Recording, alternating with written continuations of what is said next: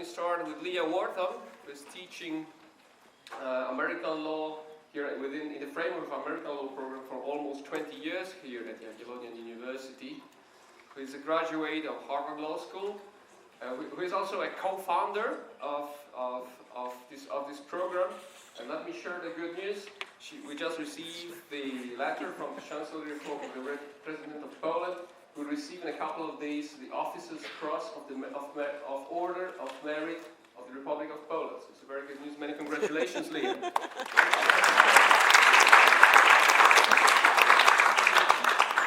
Let me welcome Thomas Zia. I'm sorry about the pronunciation. Who is consul at the Consulate General here in Krakow, responsible for economic and political relations, but at the same time not only a diplomat but also a lawyer. So welcome to the Law School of Jaki University. And last but not least, let me welcome Christopher Reeves from Political Sciences Department of Jaki University, who is teaching a transatlantic studies program, and also he's teaching at Ekscentryczny Academy, and who is also British, not American. Welcome. So let us launch the video, and then I will give you the floor. I suggest that each of you would speak for about 10-15 minutes, whatever you like. Then we'll have a discussion, and we'll be happy to hear questions, dear students, because this is for you, the meeting, of course.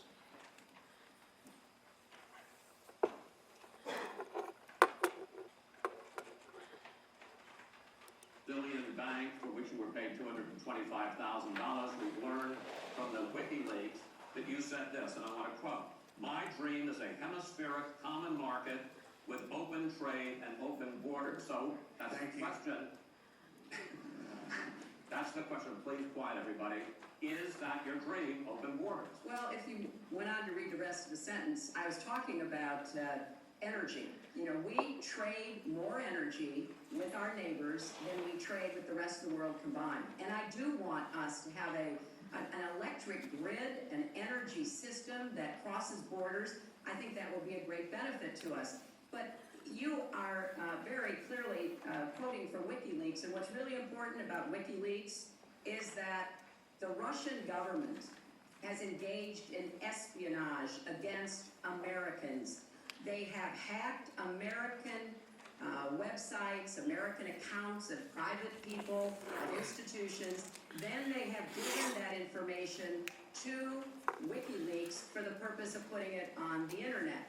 This has come from the highest levels of the Russian government, clearly from Putin himself, in an effort, as 17 of our intelligence agencies have confirmed, to influence our election. So I actually think the most important question of this evening, Chris, is finally, will Donald Trump admit and condemn that the Russians are doing it, and make it clear that he will not have the help of Putin in this election, that he rejects Russian espionage against Americans, which he actually encouraged in the past.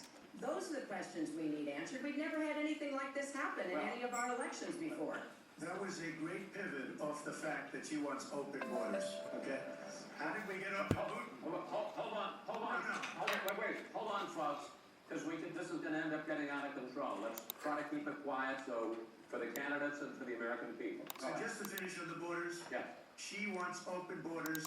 People are going to pour into our country. People are going to come in from Syria. She wants 550% more people than Barack Obama. He has thousands and thousands of people. They have no idea where they come from. And you see, we are going to stop radical Islamic terrorism in this country. She won't even mention the words, and neither will President Obama.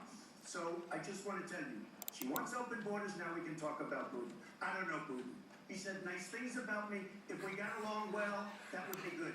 If Russia and the United States got along well and went after ISIS, that would be good. He has no respect for her. He has no respect for our president. And I'll tell you what, we're in very serious trouble because we have a country with tremendous numbers of nuclear warheads, 1,800, by the way, where they expanded and we didn't. 1,800 nuclear warheads, and she's playing chicken. Look, from everything I've seen, has no respect for this person. Well, that's because he'd rather have a puppet as president of the No United puppet, States. no puppet. And it's pretty clear, You're the puppet. it's pretty clear you won't admit No, you're that the the puppet. Russians have engaged in cyber attacks against the United States of America, that you encourage espionage against our people, that you are willing to spout the Putin line, sign up for his wish list, break up NATO, do whatever he wants to do, and that you continue to get help from him because he has a very clear favorite in this race. So I think that this is such an unprecedented situation. We've never had a foreign government trying to interfere in our election. We have 17 intelligence agencies, civilian and military, who have all concluded that these espionage attacks, these cyber attacks, come from the highest levels of the Kremlin, and they are designed to influence our election.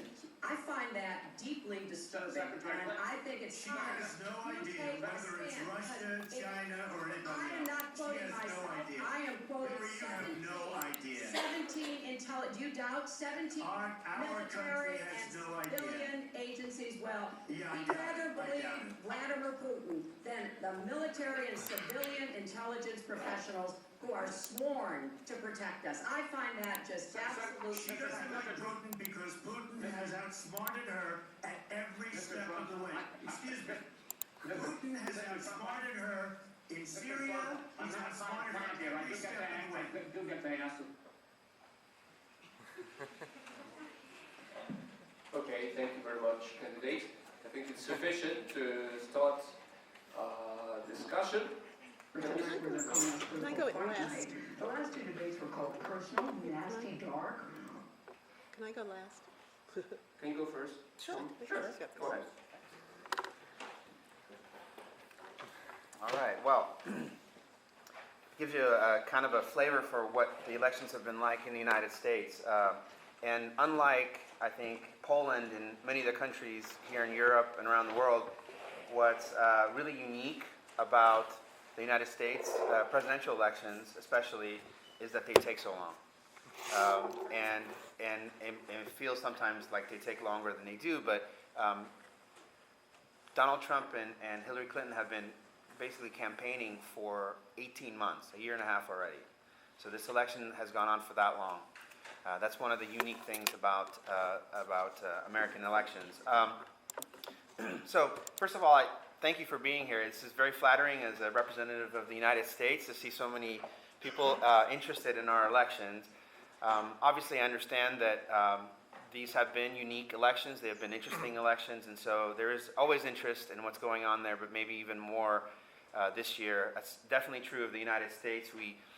These debates in past years, you would be lucky to have maybe 20 million Americans watching these debates. In the last 2 or 3 of them, there's been close to 1 million people tuning in to watch the elections, the debates themselves. So a lot of interest in the United States and overseas. First of all, let me kind of start off by telling you what I can't do. I am a representative of the U.S. government. I am a diplomat here, and so what I can't do is do anything or say anything that appears to be me promoting one candidate over the other. I am prevented by law from doing this, but even if there wasn't a law preventing me from doing that, I think it would be very imprudent for me to do that, because regardless of what I think or what I say or who I promote, there's going to be 130 million American voters that are going to choose our next president. And when he or she take office on January 21 of next year, or 20 of next year, it's going to be my job to promote their policies abroad. Or if I really don't like them, I can quit. I like my job. I don't want to quit. But I would like to talk generally a little bit about the elections, and then let my colleagues perhaps get into a little bit more specifics of it. As I said earlier, U.S. elections are unique. They're unique because they take so long. They're unique because they involve a lot of money. The campaigns on each side probably have gone about $1 billion in contributions over those 18 months. And so you have, their voices are amplified. So you hear a lot over 18 months from both candidates, and they're scrutinized for 18 months. Imagine putting yourself out as a candidate for 18 months on a daily basis, having the media listen to everything you say and listen for mistakes, listen to everything you do, and have your opponents do the same and try to use what you say or do against you. And so what that's meant in the last 18 months, and perhaps people have opinions about whether this election has been worse or better than past elections, but in every election you have the same thing. You have people who, you have rhetoric in the elections, that's just part of it. You have candidates who take very complicated policy initiatives and try to make them simple and easy to understand and digestible to the voters who don't want to sit there and listen to an hour-long policy speech about immigration. They want to hear it in 5 seconds, and it should better be simple about what you want to do. And so what happens is, in this election, every election in the United States, is when you have these short little blurbs about what your policy is going to be, it allows people to interpret them. It allows people to elaborate on those items because they're not specific. They're short, they're simple, they're not perhaps so specific. And so a lot of people start getting very worried based on one little blurb or one sentence or one tweet that a candidate has put out there, and they extrapolate to say, oh, this candidate will do this and this candidate will do this.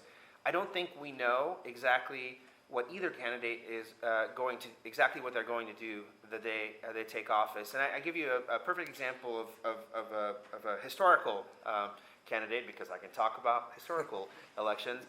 But Richard Nixon, right, President of the United States, when he was running for office, he was about the most anti-communist, anti-China candidate you've ever heard.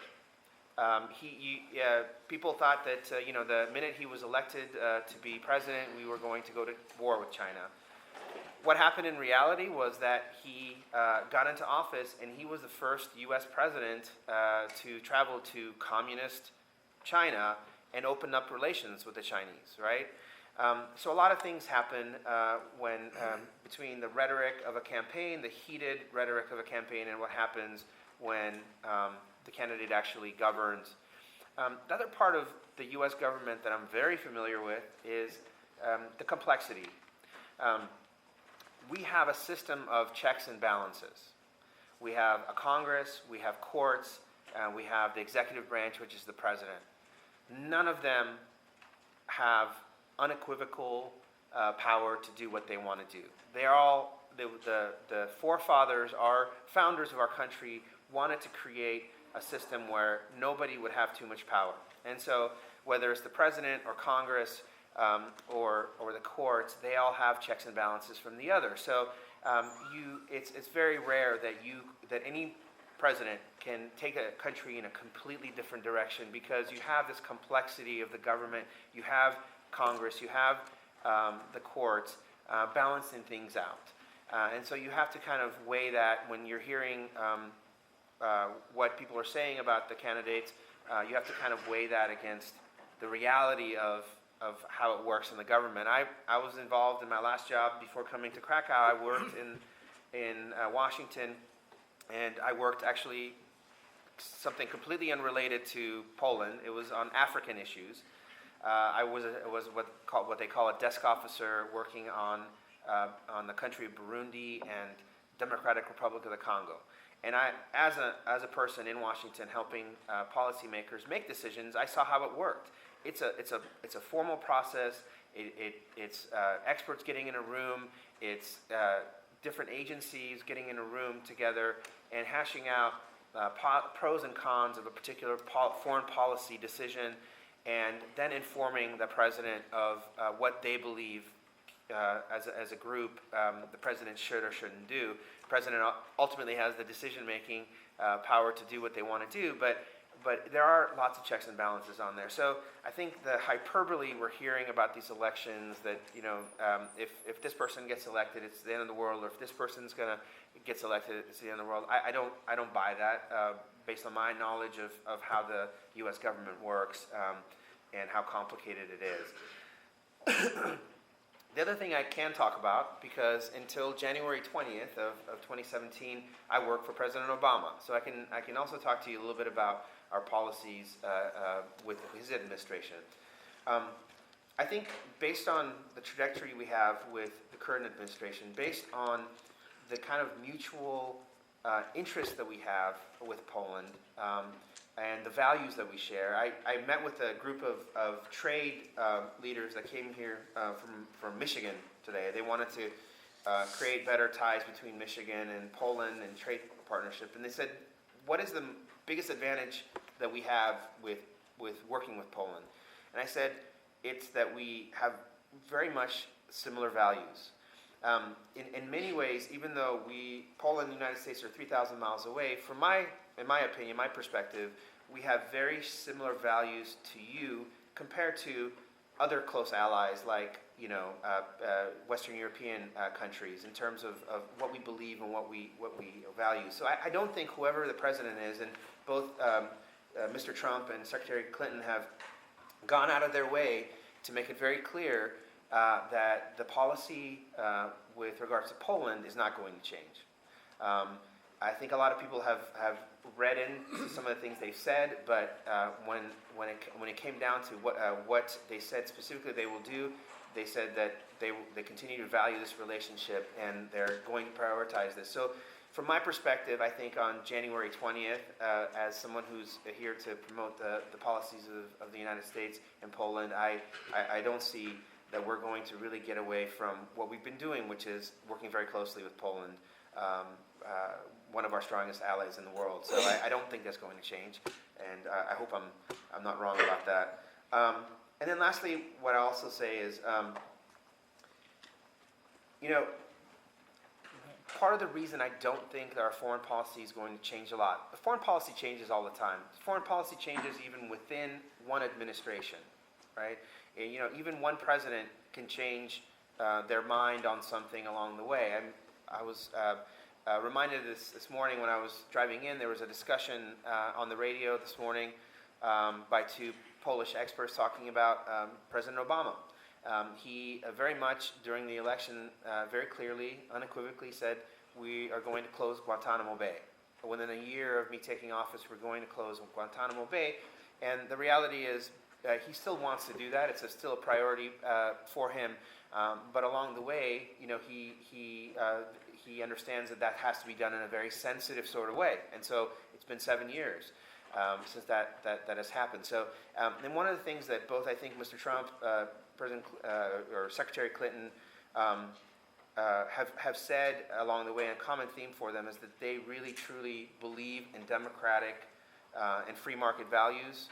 Now, obviously, there's wiggle room within what they mean about that. But for the most part, the United States, the foreign policy for the last at least 20, 30 years that I'm closely familiar with, that has been a priority for us just about everywhere. I mean, I saw that firsthand when I worked on African issues. It really sets the tone for our policy making. And so, again, I think as long as that is the focus, the foreign policy is not going to dramatically change whatever happens with this election.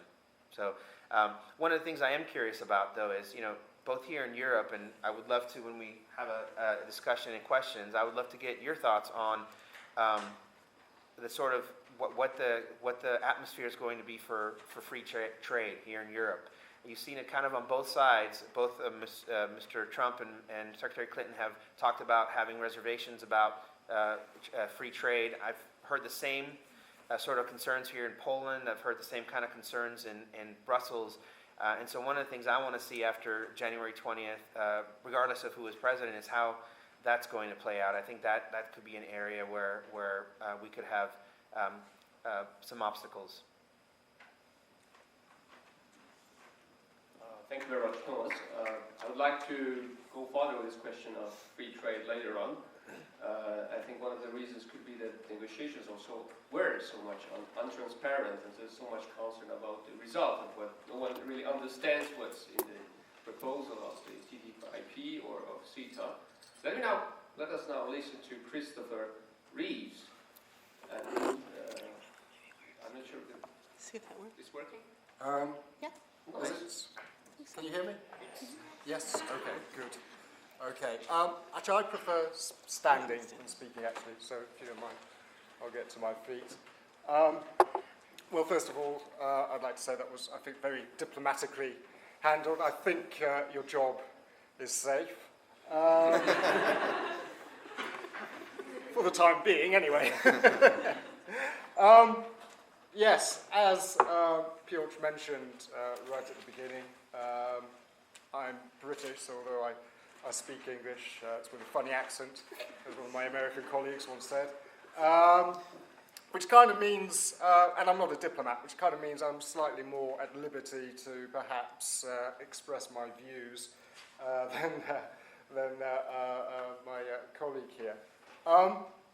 First of all, I mean, I agree with an awful lot with what was said in terms of, you know, the institutional structure in Washington and the difference between campaigning and governing. I can't remember exactly who said it, but a politician once said, you know, you campaign in poetry and govern in prose. I'm not quite sure how much poetry there has been actually in this particular election campaign.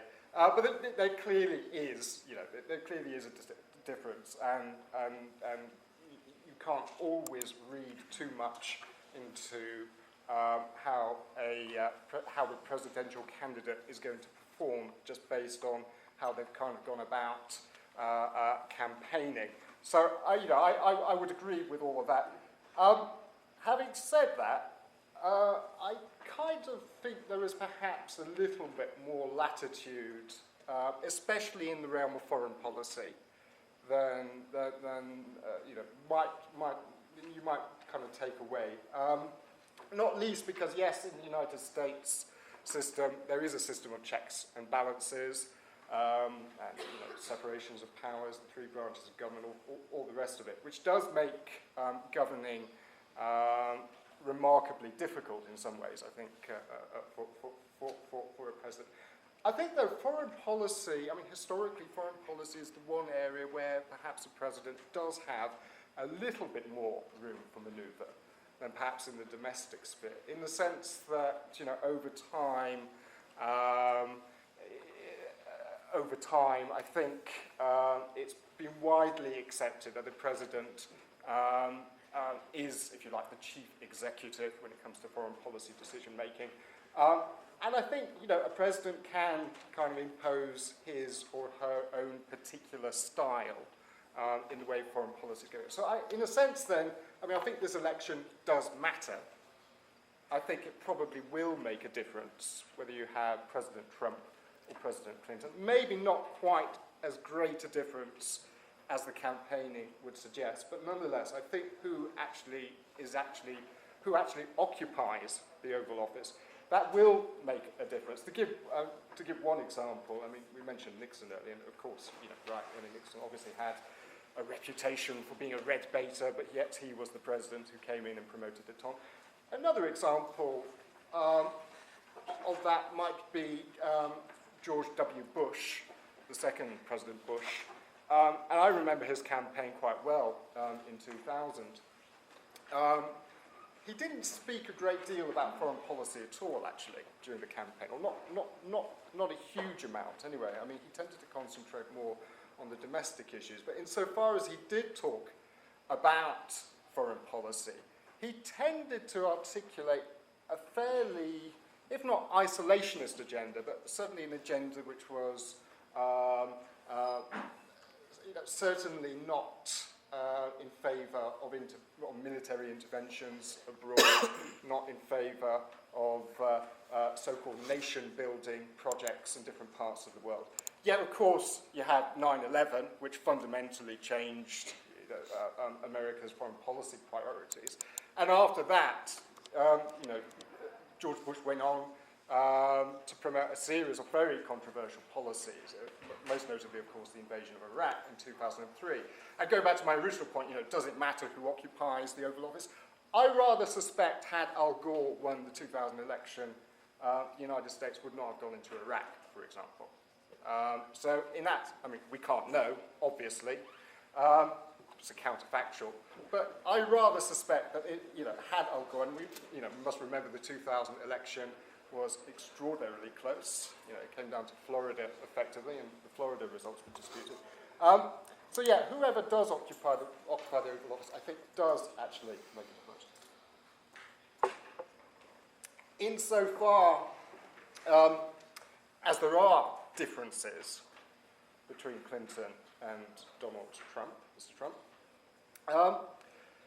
again, basing our analysis on the campaign rhetoric, I think there are clear differences. I think it is, in all likelihood, they will govern or they will implement foreign policy in slightly different ways. We'll take Clinton first. By and large, I would describe Clinton as a kind of mainstream, in terms of a foreign policy at least, as a kind of mainstream candidate, in the sense that the sorts of ideas that she's articulated, the way she views the world, I think sits pretty comfortably into the sorts of policies that the United States has been pursuing since the Second World War. So in the sense with Clinton, I suspect you will kind of see more of the same. That's not to say there won't be any differences. I think there are certain differences with Clinton. I think there will be certain shifts in US foreign policy if Clinton wins and replaces Obama. So I think there will be differences, but I don't think there will be any great fundamental changes. So, for example, I think Clinton is very much a multilateralist, in fact, following the same sorts of policies as her husband did in the 1990s. President Clinton's motif in the 1990s was kind of multilateralism when we can, unilateralism when we must. And I think that's very much her own disposition. She wants to work with allies. She thinks that it's important to work with other states. She's also somebody who, and she said this on several occasions, who very much accepts this idea of American exceptionalism, or at least this idea that America has a mission or a role to lead.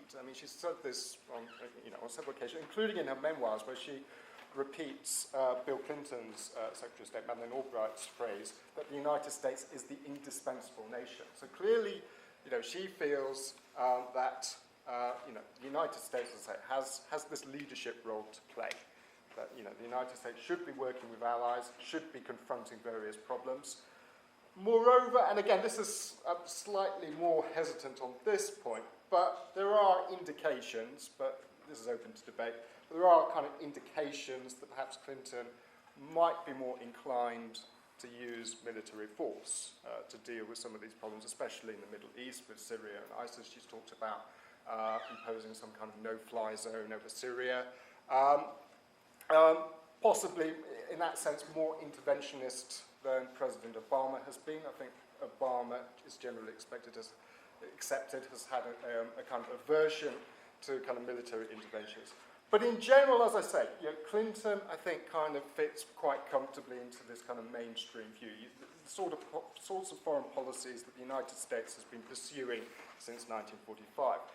Trump, he is an unknown quantity, I suppose, in the sense that he's never held high office. I think that's one thing that distinguishes Trump from almost any other, I suppose, kind of major presidential candidate figure, in the sense that he hasn't actually been in government before. Even Ronald Reagan had been governor of California, for example. So in a sense, he's not, it's kind of hard to gauge exactly what he will do. And to a certain extent, we can only rely on the rhetoric. And I'm sure, the rhetoric has been exaggerated for all the reasons that it was mentioned, that, he's running a campaign. He's certainly somebody who, is a master when it comes to promoting himself and his views and using social media and all the rest of it. Insofar as one can discern a policy, well, first of all, obviously, Donald Trump is a populist. Now, that's nothing new.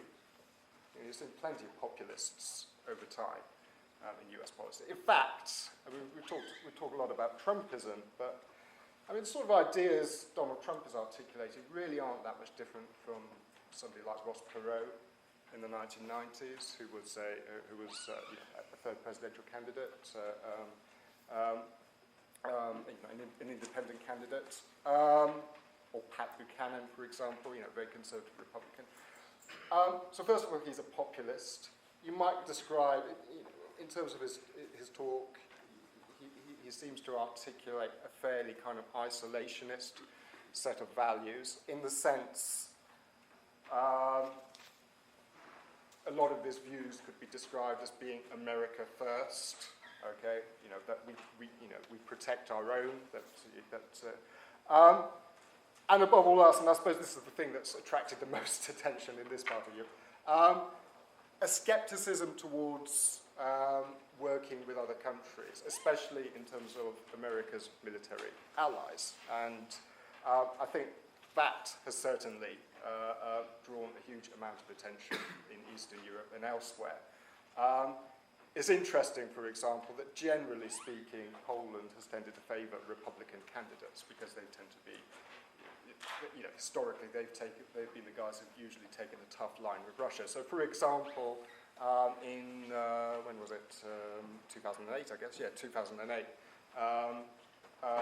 when President Obama was campaigning against John McCain, Poland was one of the few European countries to come out pretty decisively in favour of McCain.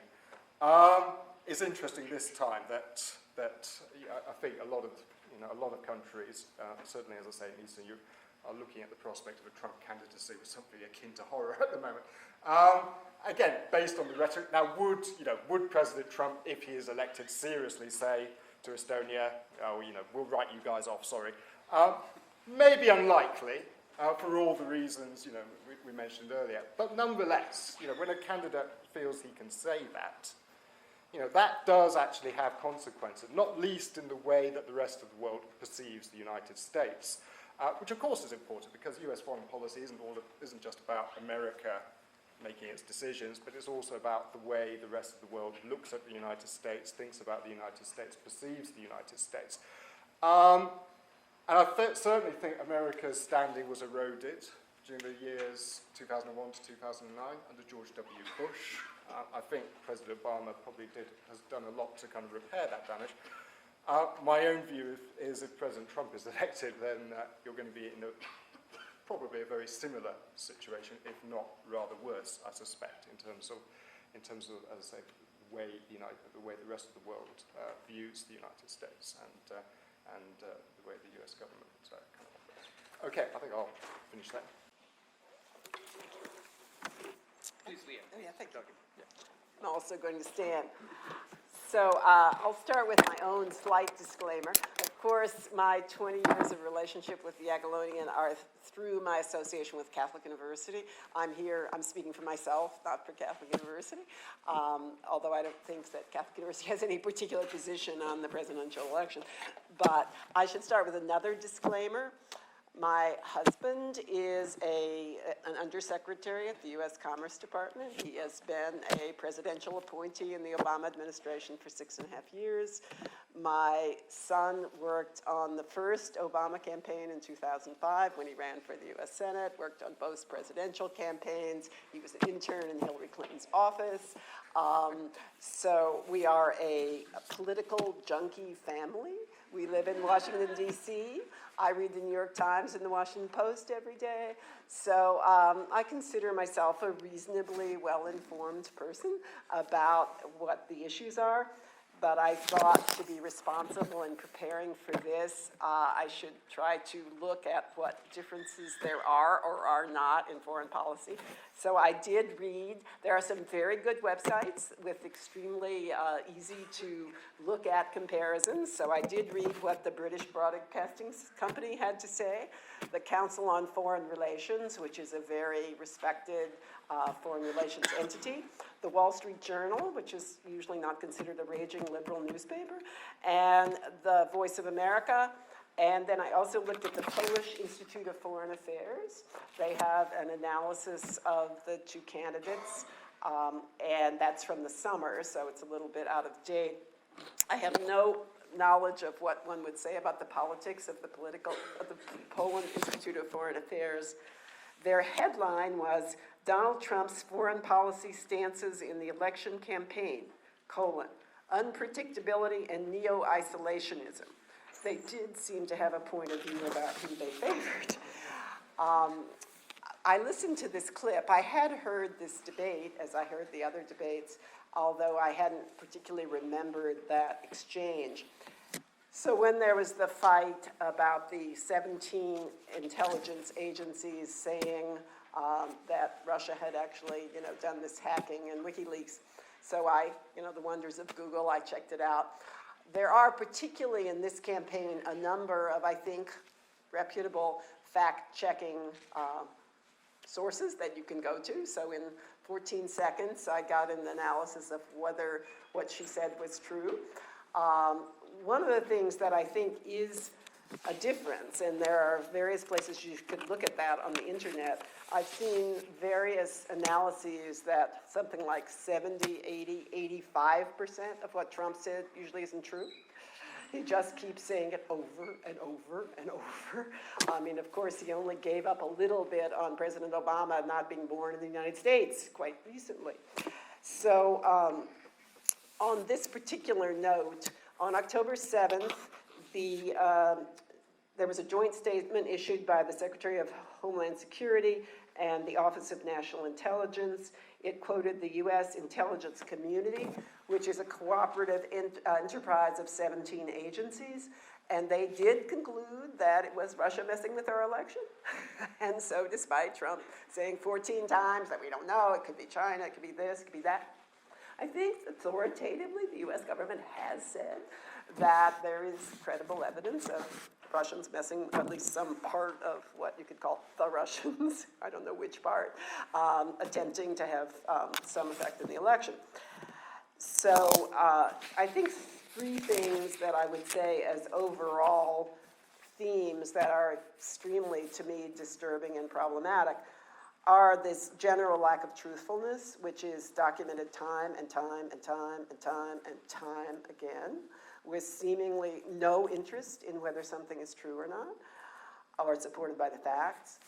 The lack of self-control, the incredible lack of self-control. And I was reading a funny piece today in the New York Times about Donald Trump seemingly sort of being somewhat under control for the last 2 weeks. And it's quite a funny piece about the strategies of his staff to keep him sort of quiet, And so there was a sentence in it, and I read the piece 2 or 3 times because I was trying to figure out how this was happened. But there was a sentence like they had taken Twitter away from him. I wasn't sure they suspend his account, what did they do? And the third one is this evidence of not listening to anybody, of just constantly sort of shooting off like, an uncontrolled missile, which I think is extremely worrisome about somebody who is the president of a very powerful country.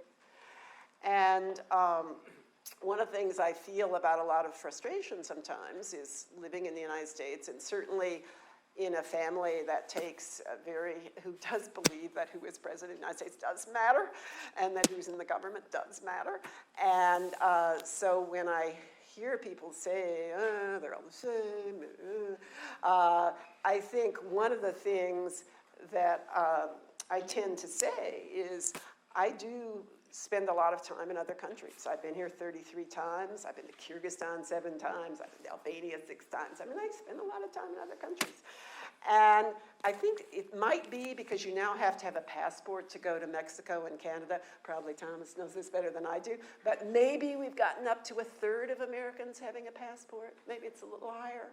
But, you know, it does matter to a lot of people in the world who the President of the United States is.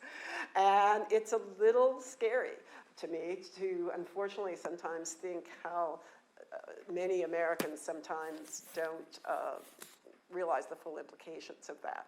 And I agree with, you know, many things that Thomas said about our system of government. I mean, there are limited ways.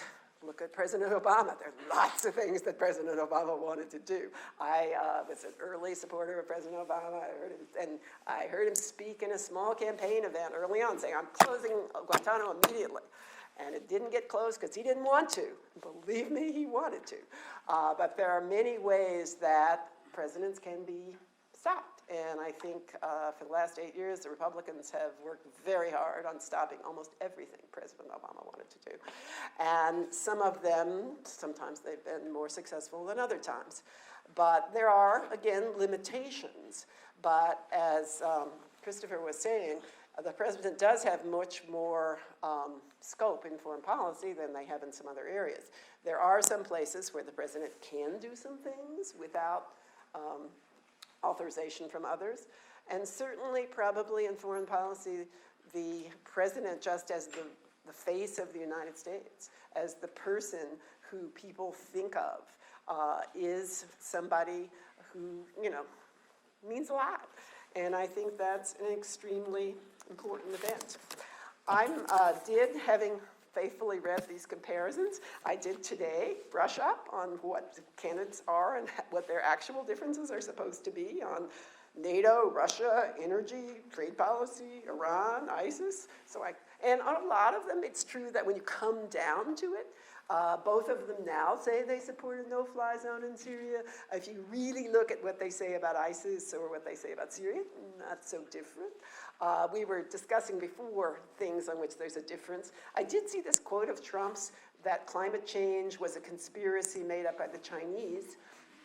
That seemed, you know, and we ought to move out of the Paris, whatever agreement it is. So, I mean, I think there are some things on which there still are some policy differences, other things where articulatedly there aren't so many.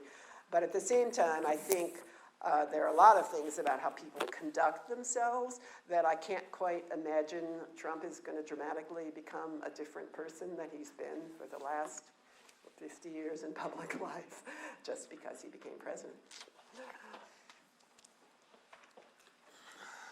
Well, thank you very much, Leah. I think I would like, if I may, maybe it will also come up in questions of students.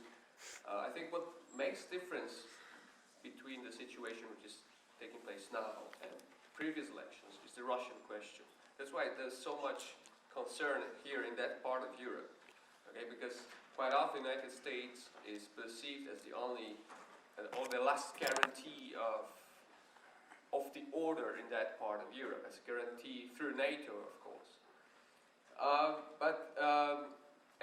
Of course, the question of unpredictability of the elections, of the results, this also makes a difference. That it's, I haven't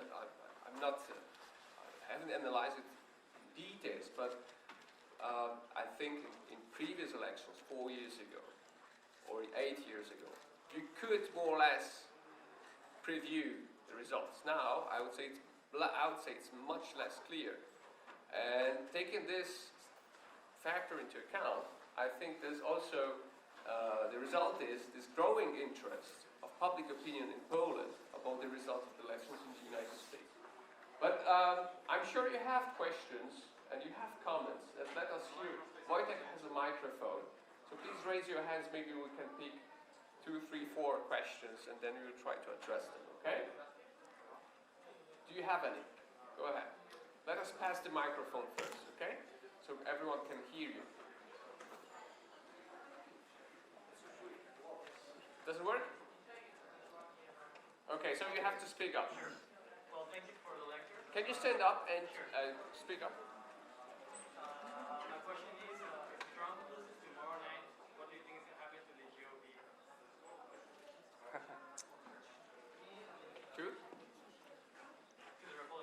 He asked if Trump loses, what you think will happen to the GOP.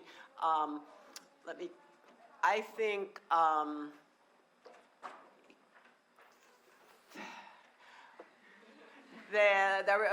one editorial I read is they've got left who they deserve to have left. I think it's very unfortunate in that I personally don't believe the top rank of the Republican Party are racist or have been, but I think they have allowed winking at some very bad currents in foreign policy. There are some parts of some leadership in the Republican Party. If you're familiar, Bobby Jindal is an Indian American who's the governor of Louisiana. Nikki Haley is an Indian American who's the governor of South Carolina. They have, Bobby Jindal once said, we got to stop being the stupid party. The demographics, if you're familiar with them, I think it's 2040, we're going to become a non-white country. We already have majority non-white country. We already have 6, 7 majority non-white states. If you follow what's happening in the states, we already have certain states that are looking competitive that haven't been competitive, Arizona, Georgia, because the demographics are moving quite strongly. And certainly there are people in the the Republican Party are quite aware that the demographics are moving away from. And of course, the breakdown now is that Trump, was leading substantially among white men. Clinton lives among women, big gaps. The early voting shows large numbers of Hispanics turning out. Of course, I believe the estimate is that a third of our votes are going to have been cast before Election Day. So many, many people have already voted. So this, and so a lot of what you see in the newspapers is the analysis of who has already voted. So they ultimately know they have to dig themselves out of it. You, of course, have seen tremendous distancing of the Republican establishment from Trump. I think the Bush family is coming pretty close to saying they're even almost voting for Hillary Clinton. I mean, you have, a great deal. Also, I think there's almost nobody in the Republican foreign policy establishment who says they're supporting Trump. There have been long numbers of people who, signed letters in support of Clinton. So it's going to be a big soul-searching for them. And I don't really know where that's going to come out. Certainly, the last thing I want to say is that I think the Trump phenomenon, like the Brexit phenomenon, like a lot of other countries, there are a great many people who have been terribly left behind by the way the world has gone. There's a horrible, horrible video about the degree of income inequality in the United States. It's horrendous. And many people who are voting for Trump genuinely feel their lives are very precarious. Their lives are very precarious. And I personally believe that's something that Hillary Clinton has cared about her whole career. One thing I want to add about foreign policy is when she was Secretary of State, she really raised the notion of women's rights as a human right and definitely made the integration of the treatment of women a much more major part of our foreign policy and caring about women and children, and I think that will be a major centerpiece. And a piece of that has to do with the situation of working class and lower and poor people in the United States, which is bad. Okay, do you have any other questions or comments? Please do, please. Yes, please stand up and speak up. In 2009, the European interceptor site was canceled. The proposed missile defense system for Poland and Eastern Europe that the United States government was planning to install here. How is this good for Poland if this policy was canceled? It's like a question for the U.S. government. Chris, I think this is perfect for you as the Brit. Right? Yeah. Thank you. Actually, I remember I've written a couple of things loosely related to this, actually, so I'm quite familiar with this topic. Yes. There's actually quite a long narrative behind all of this, and there were a lot of twists and turns with a couple of different Polish governments who had slightly different attitudes towards the issue, and I don't want to get bogged down in describing that. But generally speaking,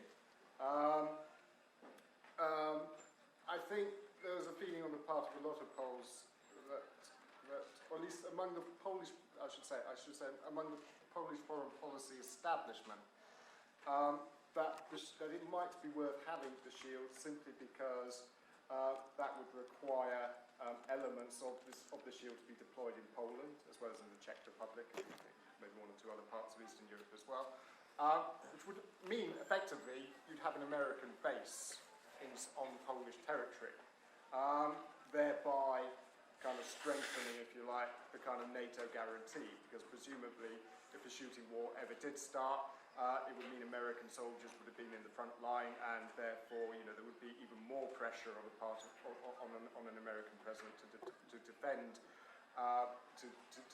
Poland. So there were certainly elements within the Polish foreign policy establishment who quite liked the idea of a missile shield in Eastern Europe. Part of the problem, though, was that it was never, first of all, there wasn't a consensus. So, there were plenty of people who disagreed on that point. And secondly, if I remember correctly, I think public opinion was decidedly sceptical as well in Poland.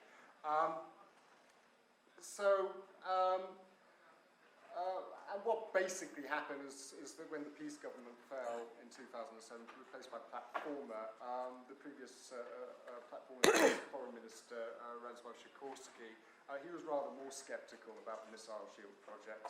But there were a set of negotiations. In the end, the Polish government did sign an agreement for the installation of the shield, but I think the then Polish Prime Minister Donald Tusk felt that he was taking something of a political risk. But, they signed on to it. And then when President Obama was elected, he decided to pull out. And I think there was a feeling of kind of discontent or a certain degree of resentment on the part of Polish politicians, at least, because they felt that they'd taken something of a political risk. Obama had then unilaterally pulled out. Moreover, the decision was announced, I think, on the 17th of September,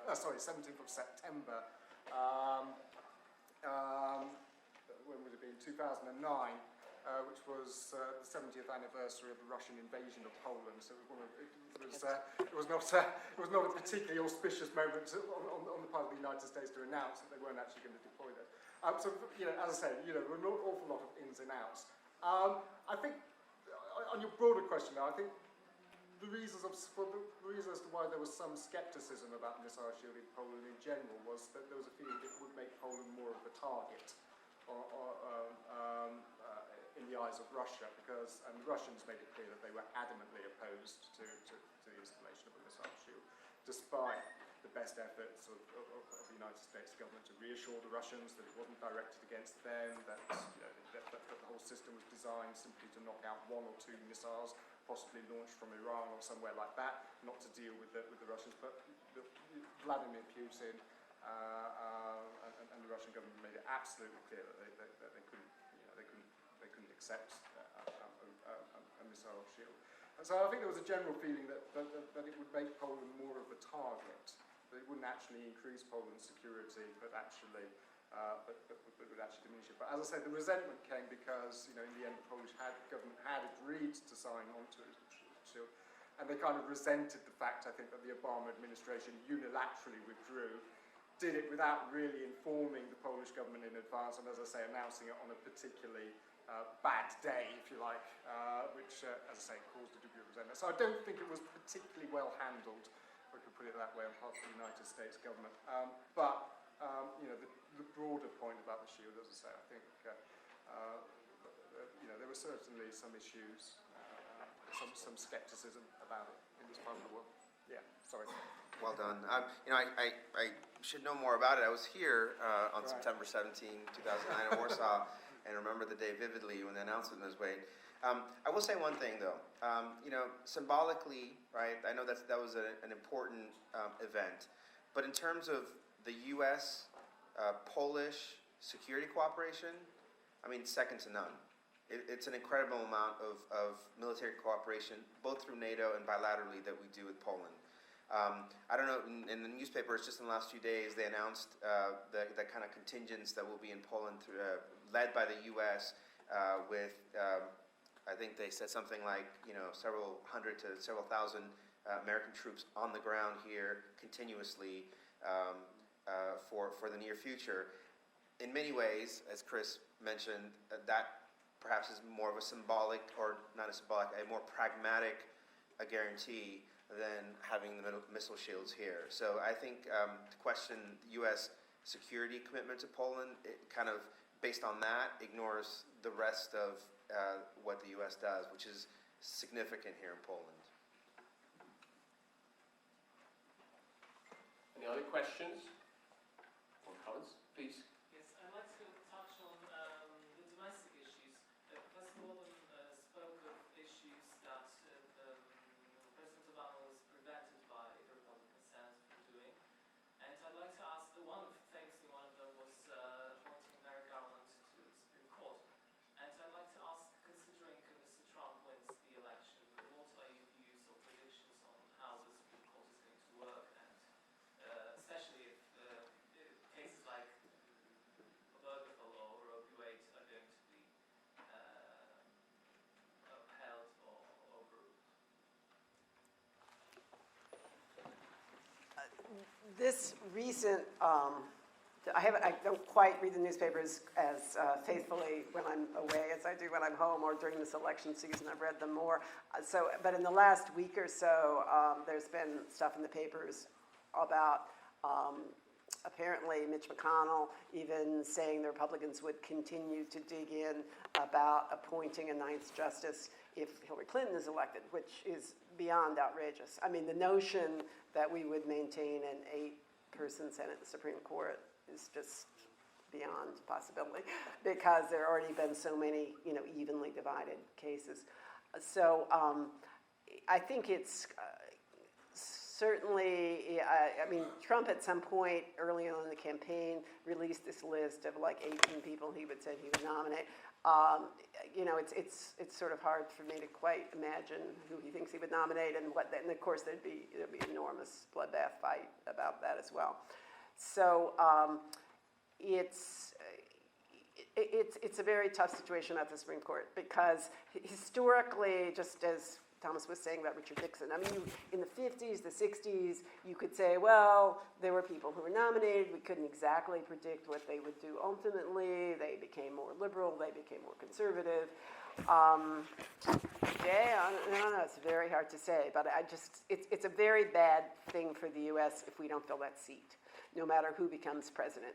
And of course, one thing that has gotten a lot of attention and deserves to do so, and one thing for which Trump has gotten tremendous criticism, is there is an acceptance of legitimacy of institutions of the U.S. government, which is enormously important. When Bush versus Gore was decided, Gore stepped aside and said the Supreme Court decided, even though, we could look back and talk a lot about whether that was a good decision or not. But there was no question of saying it wasn't a legitimate election, and it wasn't a legitimate decision of the U.S. government. And of course, there's been, a great deal of horror about Trump's continuing to say it's a rigged election, and sort of being skittish about saying he would accept the outcome of the election. So, as I said, you would have, no matter who becomes president, there's going to be a big gap between that seat getting filled. But it will be a very sad day if it is not filled within some period of months. And there, obviously, you can expect a more, and Merrick Garland was chosen because he was, in many ways, a very moderate person who had been supported by lots of Republicans. And then not even to, have a hearing. So, I don't know. Okay, it's your last chance. We're going to still accept 1 or 2 questions. So if there's someone courageous who would like to ask Tim. I can make a comment. Sure.